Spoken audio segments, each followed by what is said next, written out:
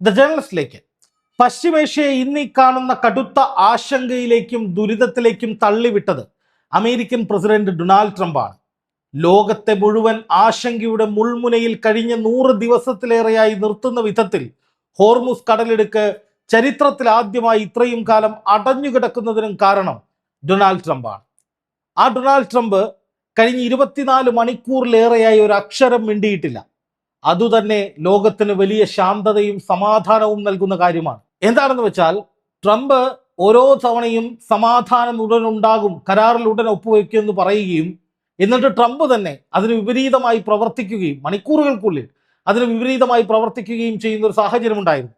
പക്ഷെ ഇത്തവണ ട്രംപ് എന്തായാലും ഇറാന്റെ തിരിച്ചടിയിൽ പാഠം പഠിച്ചത് കൊണ്ട് തന്നെ ഒന്നും മിണ്ടാതെ എങ്ങനെയെങ്കിലും ഈ കരാറിൽ ഒപ്പിട്ട് യുദ്ധം അവസാനിച്ചു എന്ന് പ്രഖ്യാപിച്ച് തലയൂരാനുള്ള നീക്കത്തിലാണ് എന്നാണ് പുറത്തു വരുന്ന റിപ്പോർട്ടുകൾ. സ്വാഭാവികമായും ഇറാൻ മുന്നോട്ട് വെച്ച കാര്യങ്ങൾ അമേരിക്ക അംഗീകരിച്ചു എന്ന് പറയുകയും ഇറാന്റെ ഉപരോധങ്ങൾ അവസാനിപ്പിക്കാനുള്ള നീക്കങ്ങൾ വരുന്നു എന്ന് കേൾക്കുകയും ഒപ്പം ഇറാൻ വലിയ ബലപ്രയോഗമില്ലാതെ ഹോർമുസ് കടലിടുക്ക് തുറന്നു കൊടുക്കാനുള്ള തങ്ങളുടെ ആവശ്യങ്ങൾ അംഗീകരിക്കപ്പെട്ടാൽ ഹോർമുസ് കടലിടുക്ക് തുറക്കാനുള്ള സന്നദ്ധത പ്രകടിപ്പിക്കുകയും ചെയ്തതോടെയാണ് മഞ്ഞുരുകിയത്. പാകിസ്ഥാനും ഗൾഫ് രാജ്യങ്ങളും ഒക്കെ നിർണായകമായ പല ഇടപെടലുകളും നടത്തിയെന്ന് വാർത്തകളുണ്ടായിരുന്നു. അപ്പോൾ അങ്ങനെ പശ്ചിമേഷ്യയും ലോകവും ഒക്കെ ഒരു വലിയ സമാധാന നീക്കം മുന്നിൽ കണ്ടുകൊണ്ടിരിക്കുകയാണ്. തിങ്കളാഴ്ച ജനീവയിൽ വെച്ച് കരാറിൽ അമേരിക്കയുടെയും ഇറാന്റെയും പ്രതിനിധികൾ ഒപ്പുവയ്ക്കും എന്നാണ് പുറത്തു വരുന്നൊരു വാർത്ത.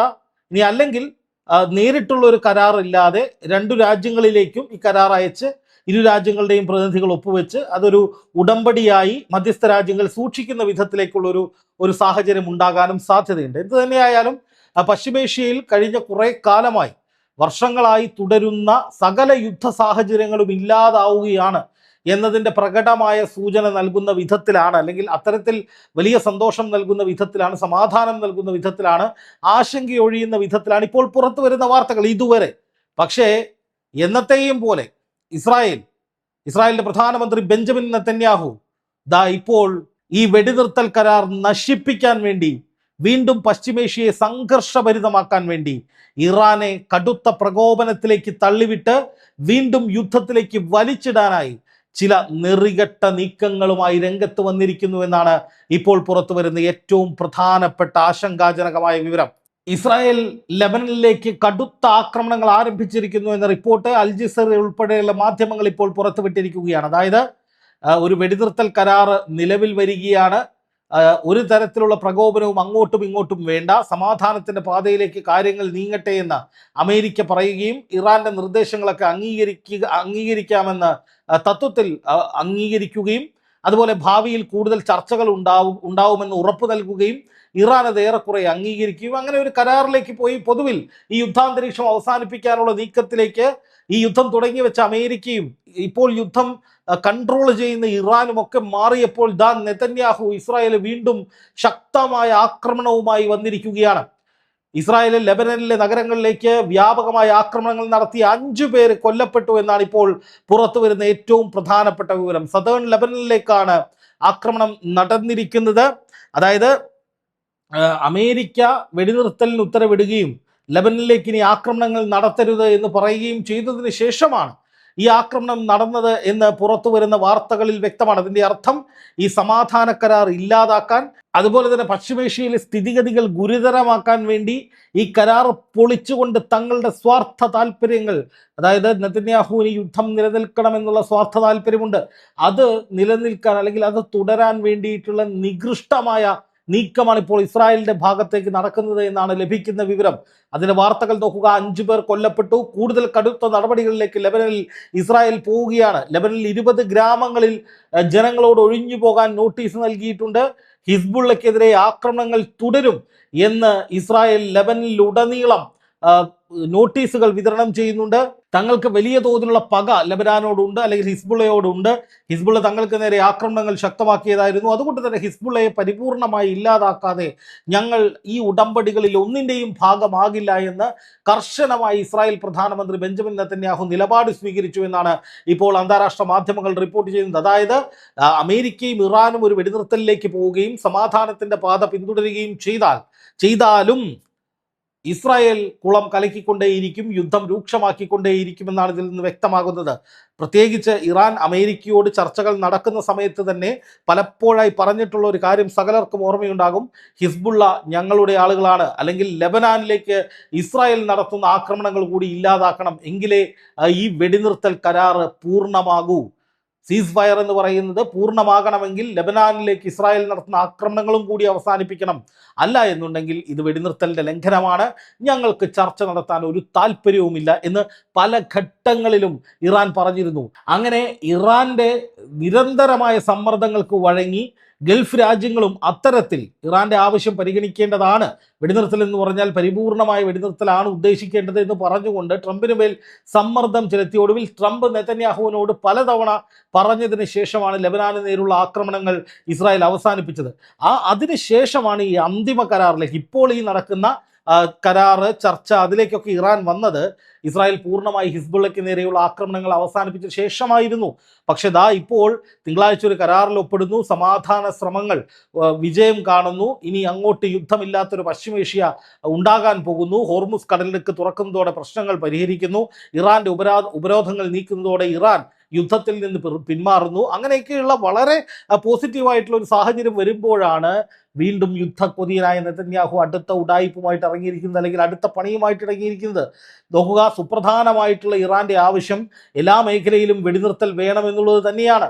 സകല മേഖലകളിലും യുദ്ധം അവസാനിപ്പിക്കണമെന്ന് തന്നെയാണ് ഗൾഫ് രാജ്യങ്ങളുടെയും നിലപാട്.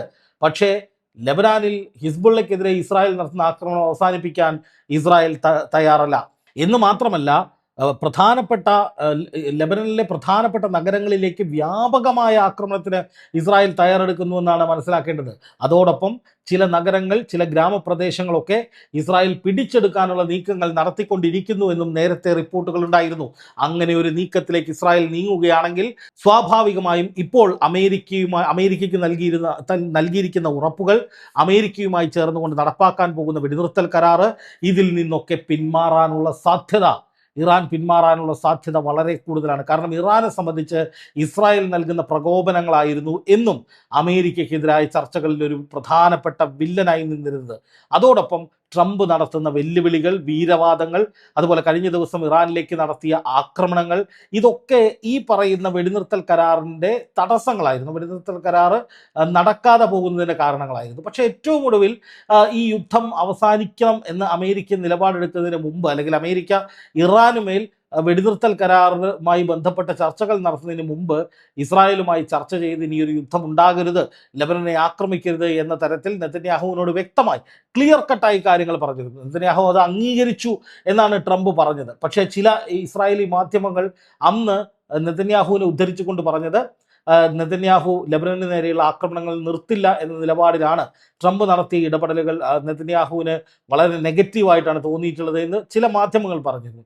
എന്തായാലും ഇപ്പോൾ അമേരിക്ക ഇസ്രായേലിനേക്കാൾ പ്രാധാന്യം കൊടുക്കുന്ന ഇറാനാണ്. കാരണം ഇറാനെ പിടിച്ചുകെട്ടാൻ കഴിയില്ല, പേടിപ്പിക്കാൻ കഴിയില്ല, തങ്ങളുടെ കാൽ കീഴിൽ കൊണ്ടിടാൻ കഴിയില്ല. അതുകൊണ്ട് തന്നെ തന്ത്രപരമായി, നയപരമായി മാത്രമേ ഇറാനെ കൈകാര്യം ചെയ്യാൻ കഴിയൂ. ഇറാനെ കൂടി അംഗീകരിച്ചുകൊണ്ടേ മുന്നോട്ട് പോകാൻ കഴിയൂ. അവരുടെ ആവശ്യങ്ങൾക്കും അവരുടെ ആത്മാഭിമാനത്തിനും പരമാധികാരത്തിനും വില കൊടുത്തുകൊണ്ട് മാത്രമേ നിലനിൽക്കാൻ കഴിയൂ എന്ന് ട്രംപിന് മനസ്സിലായതോടെയാണ് ഇപ്പോൾ ഇറാനുമായി ഒന്ന് കൈകൊടുത്ത് ഇറാൻ പറയുന്നത് കൂടി അംഗീകരിച്ച് ഇറാന്റെ ആവശ്യങ്ങൾ കൂടി നടപ്പാകുന്ന വിധത്തിലേക്ക് കാര്യങ്ങൾ മുഴുവൻ മാറ്റാനായിട്ട് ട്രംപ് ശ്രമിക്കുന്നത് എന്നുള്ളതാണ് ഏറ്റവും പ്രധാനപ്പെട്ട കാര്യം. അതിനിടയിലാണ് ഈ വിധത്തിലുള്ള നിർണായകമായ ചില ഇടപെടലുകൾ ഇസ്രായേലിന്റെ ഭാഗത്ത് നിന്ന് ഉണ്ടാകുന്നത് എന്നുള്ളതാണ് ഏറ്റവും പ്രധാനപ്പെട്ട കാര്യം. നോക്കുക, ഇസ്രായേലിന്റെ ഈ നിലപാട് പശ്ചിമേഷ്യയ്ക്ക്, ഗൾഫ് രാജ്യങ്ങൾക്ക്, ഇന്ത്യക്ക്, ലോകത്തിന് മുഴുവൻ ആശങ്കയുണ്ടാക്കുന്ന, ഭീഷണി ഉണ്ടാക്കുന്ന കാര്യമാണ് എന്നതിൽ ഒരു തർക്കവുമില്ല. കാരണം ഈ യുദ്ധം ഇങ്ങനെ മുന്നോട്ട് പോവുക എന്നുള്ളത് പശ്ചിമേഷ്യയെ വല്ലാത്ത രീതിയിൽ ബാധിക്കും. ലോകത്തിൻ്റെ മുഴുവൻ സമ്പദ്ഘടനയെ തകർക്കും. വലിയ മാന്ദ്യത്തിലേക്ക് ഗൾഫ് രാജ്യങ്ങൾ ഉൾപ്പെടെ പോകും. വ്യവസായ മേഖല സ്തംഭിക്കും. ഹോർമൂസ് കടലിടുക്കിൽ കപ്പലുകൾ അഗ്നിക്കിരയാകും, സ്ഫോടനങ്ങൾ ഉണ്ടാകും. അത് വലിയ തീവ്രമായ യുദ്ധത്തിലേക്ക് ഒരു പരിധി കഴിഞ്ഞാൽ ഇത് പോകും. അതൊന്നും കണക്കിലെടുക്കാതെ ഇസ്രായേൽ തങ്ങളുടെ സ്വാർത്ഥ താല്പര്യത്തിന് വേണ്ടി ഈ ലോകത്തെ നശിപ്പിക്കാനായിട്ട് വീണ്ടും ഇറാനെ പ്രകോപിപ്പിക്കാൻ ഇറങ്ങിത്തിരിക്കുകയാണ് എന്നുള്ളതാണ് ഏറ്റവും പ്രധാനപ്പെട്ട കാര്യം. ഇസ്രായേൽ പറഞ്ഞാൽ കേൾക്കുന്നില്ല എന്ന് കണ്ടപ്പോൾ ഇസ്രായേൽ സ്വന്തം നിലയ്ക്ക് ഇറങ്ങിത്തിരിക്കുകയാണ് എന്നുള്ളതാണ് മനസ്സിലാക്കേണ്ടത്. എന്തായാലും യുദ്ധം തീരും അല്ലെങ്കിൽ യുദ്ധം അവസാനിക്കാൻ പോകുന്നു എന്ന പ്രതീക്ഷയിലിരുന്ന ലോകത്തിന് വലിയ ഭീഷണിയായിക്കൊണ്ട് ഇസ്രായേലിൻ്റെ നെറികെട്ട നീക്കങ്ങൾ ഉണ്ടാവുകയാണ് എന്ന് വേണം കരുതാൻ. എന്തായാലും ലെബനന് നേരെ ഇസ്രായേൽ ആക്രമിച്ചാൽ ഇറാൻ കയ്യും കെട്ടി നോക്കിയിരിക്കാനുള്ള സാധ്യതയില്ല എന്ന് മാത്രമല്ല, ഇറാൻ ശക്തമായി ഇസ്രായേലിനെതിരെ നീങ്ങിയാൽ അമേരിക്കയും ഇറാനും തമ്മിലുള്ള ഇപ്പോഴത്തെ ഡീല് തകരാനുള്ള സാധ്യതയുണ്ടാകും. വീണ്ടും മേഖല ഒരു യുദ്ധത്തിലേക്ക് നീങ്ങാനുള്ള സാഹചര്യവും ഉണ്ടാകും. എന്തായാലും യുദ്ധം തുടങ്ങിക്കഴിഞ്ഞിരിക്കുന്നു. ഇസ്രായേൽ 5 പേർ കൊല്ലപ്പെട്ടിരിക്കുന്നു. ഇതിന് തുടർച്ച ഇനി ഉണ്ടാകുമോ എന്നുള്ളതാണ് ഭയത്തോടു കൂടി ലോകം ഉറ്റുനോക്കുന്നത്. ഉണ്ടായാൽ എളുപ്പമായിരിക്കില്ല കാര്യങ്ങൾ.